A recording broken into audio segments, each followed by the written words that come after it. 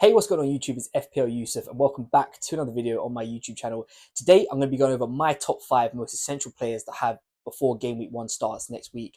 We've done a video on the top players to avoid, so I now want to switch it up. I'm going to do a video on players that we should be looking to bring in and players who are pretty much a definite that we want to have starting for that first game week. Without further ado, let's get into the video.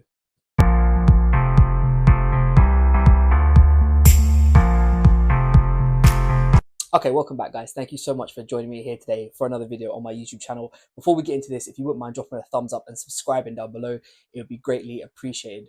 So yeah, like I said in the intro, we're going to do my top 5 picks to make sure that we own in game week 1 that I think are almost borderline essential or about as close to that as we can get. So we've done a video showcasing maybe some players that we should look to avoid for certain different reasons. One, because they're late back from international duty. Some because we're not sure whether 100% they're going to start. So today we're going to do the same thing, but we're going to look at players' points that they've scored from last season, how nailed they are to start for their team, and a whole lot more. So first up, we're going to start off with Alexander Isak. Now, for me, he is probably the most underpriced player this year in FPL. He's coming in at 8.5 million, and at the time of recording, he is owned by a massive 55.2%. That has just slowly been on an increase since the game launched. I think a lot of people are starting to pick up their teams now and sort of looking to finalise their starting 11. And I think Isak, for what he's priced at, at 8.5 million, I think he is so undervalued, which is why his percentage is so high and is only going to get higher as we get closer and closer to that deadline.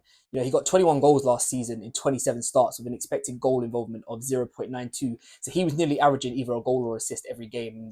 And, when you've got someone coming in at that sort of price, especially with the fixtures that Newcastle have to start off with. They've got a very favourable game going away to Southampton, a newly promoted team. Isak's been looking good in pre-season for Newcastle as well. And Newcastle have in general, to be fair. They've been scoring a lot of goals. They just put, I think, 4 past Girona last night or the night before. So, yeah, they're looking really good in pre-season, and he's someone that I'm expecting to start the season very well.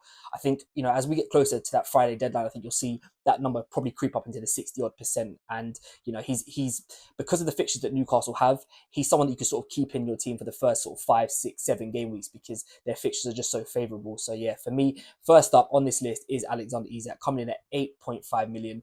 And for me, he just has to be up there as one of the starting strikers.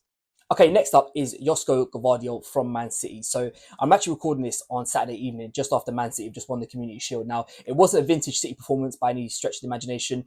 I actually think Man United probably should have won that game. They had 2 or 3 clear-cut chances that they probably should have scored. But once again, Gvardiol did get the start. Maybe a little bit quieter than what we're usually expecting from him. But to be honest with you, I think just City, and this is just what they do. They just seem to win games. They just grind games out. And for me, he's got an expected goal against of 0.92. So he's under that 1 for the defensive side of things. 9 clean sheets from 26 games last year. He will definitely start more this season. I think he sort of came in for a little bit later than maybe a lot of us would have expected last year. But once he come in, he sort of just never went out that team. He was just so good down that left-hand side. And the thing is, when you're looking for defenders, when you're playing a premium for them especially, you want players who are going to offer you the attacking threat, but also the defensive threat. And like I said, Arsenal are the only other team that have kept under 1 expected goal against. So he's giving you the clean sheet side of things where they're conceding chances that are less than 1 goal a game, but he's also so attacking that, he could pop up with goals, assists. I think when you're paying those premium prices for someone like that, you're going to want him to have both sides of the game on lockdown. He's currently only owned by 32.9%. So I think, again, as we sort of draw closer to that Friday deadline, I think you'll see that probably creep up into the 40s because of all the Man City defenders, I think he is one of the most nailed to start, but also I think he brings the most attacking threat. I think the likes of Diaz, Akanji, John Stones when he comes back, as much as they may start the game, I don't think they offer the same attacking threat as Gvardiol does. So yeah, for me, number 2 on this list, Gvardiol coming in 6 million, 32.9% owned. Now, the next 2 players on this list are slightly controversial because I don't know for 100% whether they're going to start the season or not.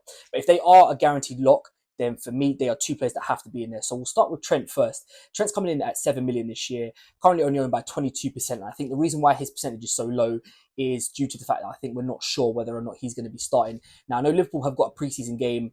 I believe it's tomorrow, actually. So we'll see, hopefully, a little bit more detail about whether or not he'll start this game. Now, he is back with Liverpool after his break after the Euros. So is he going to be match fit? Thing is, it's a hard one because England went straight through to the final. So he was playing football. It's not like he was on holiday. But I don't know whether Liverpool will be in a rush to put him back in or not. Me personally, if I was, Liverpool's manager, I'd want my best players out there, and there's no doubt Trent's ability, especially going forward. Liverpool only managed to get 8 clean sheets last season. Trent only managed to start 25 of the games. Now I know there was a period where he was injured, and to be honest with you, I think if Trent played through pretty much most of the games, you'd expect him to get into the 30s, towards the mid 30s by the end of the season. So I think for me this year, I'm expecting double-digit clean sheets from him, but also more attacking threat, more attacking hauls. He was a little bit subdued last year. I think last year Liverpool players just in general weren't up to the standard that maybe we'd expect from them from seasons gone past. So I think this year I'm expecting a lot more from Trent. Both defensively but also attacking wise as well. And just for him as a player, how good he is for bonus points. I think for me, over the course of the season, he will 100% repay your points. I think I've touched on this in a previous video that I don't really compare Trent to the defenders. I sort of look at the midfielders at the same price, because for me, it's either you go for a £7 million midfielder or you decide to go for Trent. I think Trent offers kind of the same attacking output as a lot of them. He'll be on set pieces, he'll be on free kicks. His crossing is just always on the money, but also he offers you the defensive side of things. And like I said, I do expect Liverpool to be getting back into that double digits for clean sheets, which is only going to just benefit him even more. And like I said, Trent just as a player is just a bonus points magnet. So yeah, for me, a little bit of a risky one, because like I said, we don't know whether he's going to start. But I think if Trent's guaranteed to start in that Liverpool at right back, I think he's got to be straight in there. I know he's a premium, and I know with budget this year it's a little bit harder, but for me, I think you've just got to try and find a way to make it work just to get him in your side. Now, the other controversial one that had it coming in at number 4 is Mateta from Crystal Palace. France unfortunately lost out on the gold medal yesterday at the Olympics. Mateta did score a very late penalty to take it to extra time, and he was just fantastic throughout the whole tournament. Now, my thing around this is, it's not like he has been on holiday and hasn't played. He's been playing football for France, and he did have his holidays whilst the Euros were going on, because he didn't get called up to the Euro squad where they took him for the Olympic Games. So there's a week now between when Crystal Palace play. Is that enough time for Mateta to rest? He's had, like I said, he's had his holidays whilst the Euros were going on. So for me personally, I'm starting to wonder whether or not he'll be available. And I think for me, if Mateta's going to be ready to go, I want him in my side. I think it makes Crystal Palace better. I think it makes Eze better. I think it just makes the players around him. He's been on such a hot streak, and especially the way he ended last season. He ended with 16 goals in 25 games, which for a striker at Crystal Palace is very, very good. And he's someone that I think is only going to kick on from there. I think this season we should be expecting another double-digit haul from him, anywhere between 12 and 15 goals. I think would be a very good campaign for him. He's coming in at 7.5 million. And I think it's actually good value for money. There's a chance that he's on penalties. I think it will be between either him or Eze. I don't think we can say 100% which one is going to be taking them. But as he's shown at the Olympics, he can take them. And I think that's the big question surrounding Mateta, is whether or not he's going to be on those penalties. But if he is fit and he is ready to go for game week 1, I think for me he's going to be in my team. It's going to be hard though, because obviously Crystal Palace play on the Saturday, so we won't know what the Crystal Palace team look like. So I think he's more of at risk than Trent is. Trent's come back from having his holidays. Mateta's come back from playing football. So it will either go one way or the other. Either he'll get an extra week to rest after the Olympics, or that could have been used to get his match fitness up, and he's ready to go for game week 1. So yeah, surrounding him, I think he's more of a tricky one to sort of decide on whether it's him or versus Trent. I think Trent might have more of a chance of starting from game week 1. But if there is a possibility that Mateta is going to be ready to go, I think for me he's going to be in my team personally. Now, I did save the best for last, and it is the two big boys. It is Salah and it is Haaland. For me personally, speaking on this, I am going to go with both of them. Now, I know, having both of them really does restrict the rest of the team in terms of budget. There's no Saka, there's no Son, there's no Palmer, which, I think that's just one thing that we're all going to have to get used to this year, is that you're not going to be able to own all the premiums, and it might be a case of just cycling on and off players when they're in good form, or depending on their fixtures. But for me, these two are the only players that guarantee you an expected goal involvement of over 1 through either goals or assists. Haaland, 27 goals in 29 games last year. Salah, 18 goals, 12 assists in 28 starts. So, both of them, have played less than what we'd expect. I think you'd think for Salah and Haaland that both of them would be into the 30s of games played by the end of last season. But obviously, both did pick up injuries at points throughout the season. So I think this year, providing they stay fit, I just can't see a world in where you go without them. They're so crucial to their teams. Both of them are penalty takers. Both of them they're almost inevitable in a way when it comes to FPL.